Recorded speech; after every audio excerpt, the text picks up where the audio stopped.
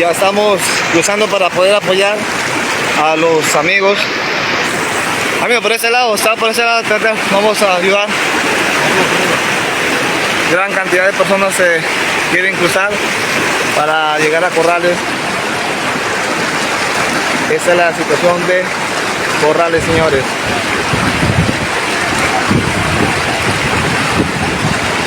Corrales bajo el agua.